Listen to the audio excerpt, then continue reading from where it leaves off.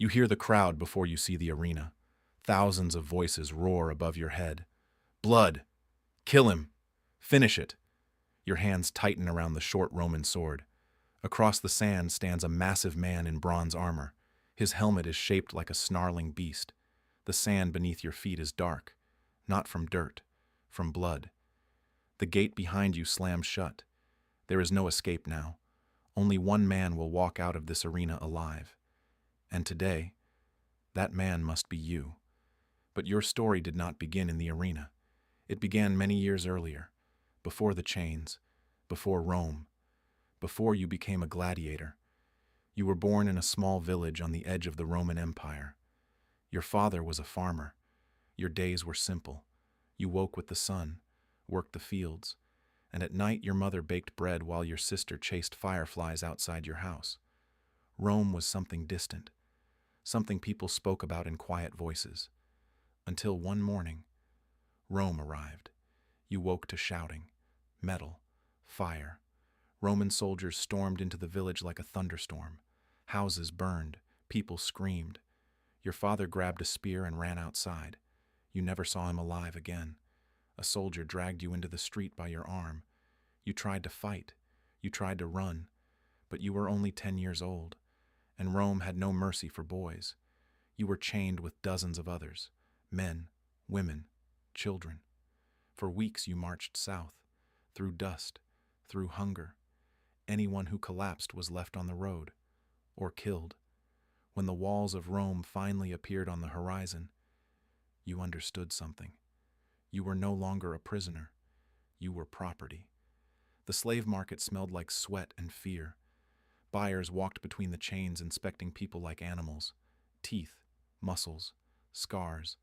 Most ignored you. Too young, too thin. Until one man stopped.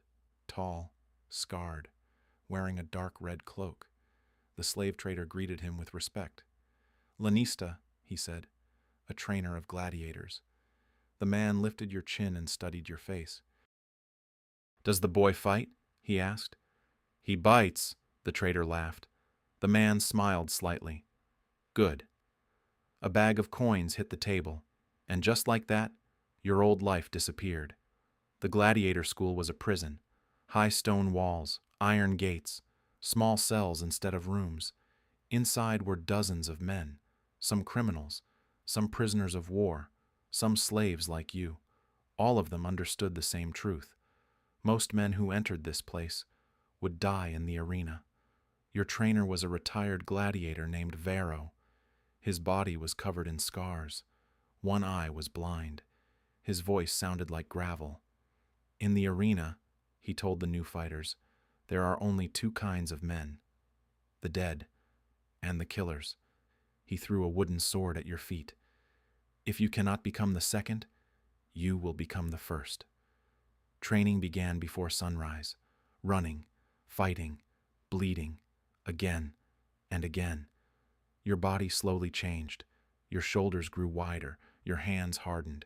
You learned weapons, sword, shield, trident, net. But the most important lesson was not how to kill, it was how to survive. Because in the arena, luck decides more than skill. Years passed. Then one evening Varro pointed at you. "You fight tomorrow." The room fell silent. Your first fight. That night almost no one slept. Some men prayed, some drank, some stared silently at the floor. At dawn you were taken into the dark tunnels beneath the arena. You could hear the crowd above. A living storm. Varro placed a hand on your shoulder. "For what it's worth," he said quietly, "you might live." Then the horn sounded. The gate opened, and sunlight flooded the tunnel. You stepped into the arena for the first time. Your opponent was already waiting. Older, stronger, a veteran. The referee dropped his hand. The fight began. Your sword shook in your hand. The veteran attacked immediately. Fast, brutal. His blade smashed against your shield. Once, twice, you fell into the sand. The crowd laughed. He raised his sword to finish you. And in that moment, the fear disappeared. You grabbed a handful of sand, threw it into his eyes. He screamed. Your blade struck forward without thinking.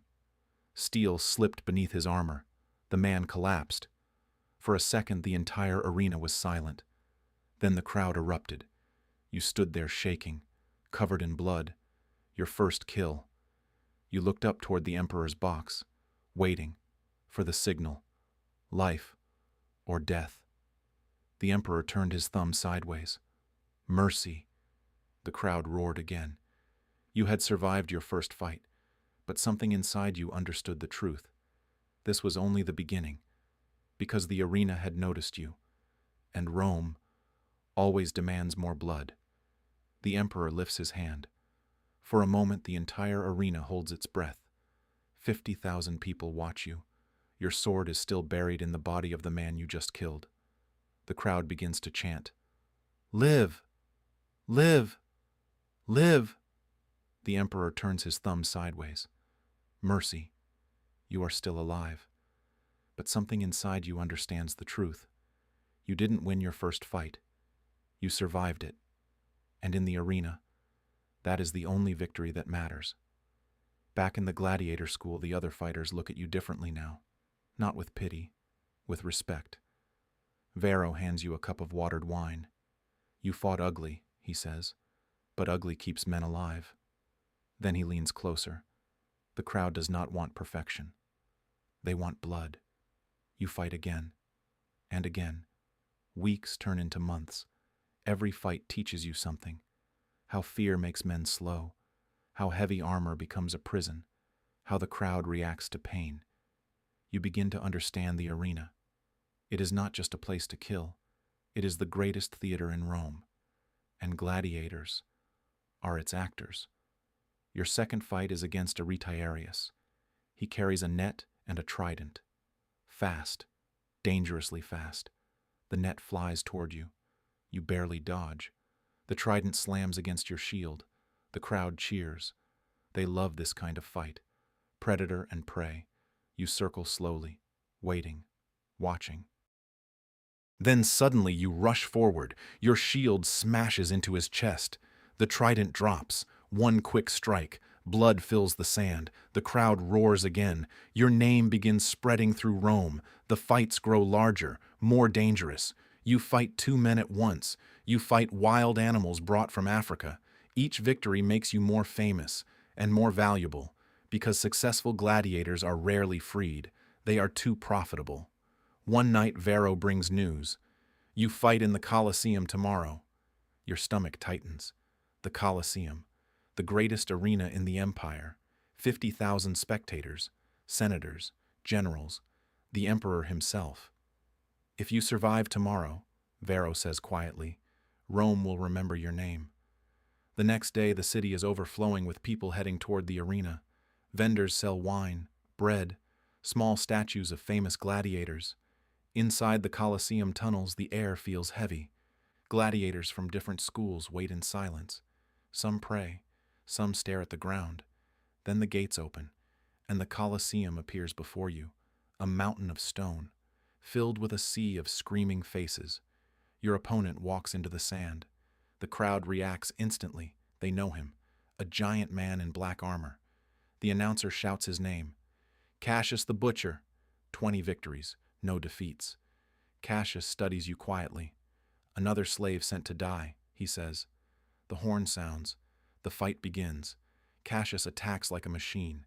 His blade slams against your shield again and again. You barely block the strikes. One cut opens your arm. Blood runs down your hand. The crowd screams. Cassius raises his sword for the killing blow. But you remember your father, standing in the doorway of your burning home, fighting soldiers he could never defeat, not because he expected to win, but because he refused to die on his knees. You step forward. Your shield knocks Cassius off balance. Your dagger drives into the gap beneath his helmet. Cassius collapses. The Colosseum explodes with noise. Rome has a new champion. Months pass. Your fame grows. Crowds chant your name before every fight. Betting houses make fortunes from your victories. Even the emperor begins watching closely. Then one morning, the Lanista announces a special event. The emperor has chosen the final fight. Your name is called, but this time, you will not fight one opponent. You will fight 3. The Colosseum is louder than ever. Word has spread across Rome. The champion gladiator against 3 fighters. You step into the sand.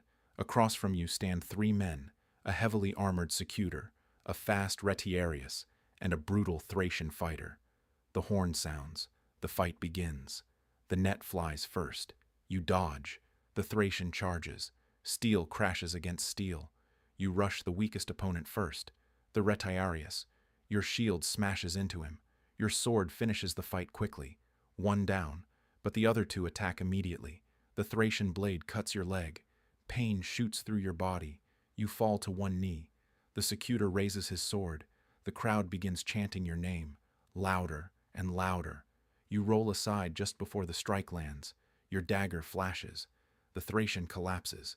Now only the secutor remains. He is larger, stronger. Your leg bleeds heavily. You are exhausted. The secutor moves forward slowly. 1 mistake now, and it ends. He attacks. Your shield cracks under the impact. Another strike. You feel your strength fading, but then you see a small opening beneath his arm. 1 chance. You step forward instead of back. Your blade drives into the gap.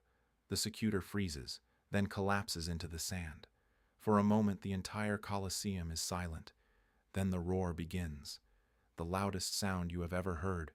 You stand alone in the arena, surrounded by bodies, covered in blood. The emperor stands. A servant hands him something, a simple wooden sword, the rudis, the symbol of freedom. He raises it high. The crowd erupts again. After years of blood and sand, you are finally free. Before sunrise the next morning, you leave Rome. No chains, no crowds, no arena, just the open road. Most gladiators die forgotten, but not you, because somewhere in Rome, people still whisper the story of the slave who defeated 3 men in the Colosseum and walked away alive, a gladiator, a survivor, a legend.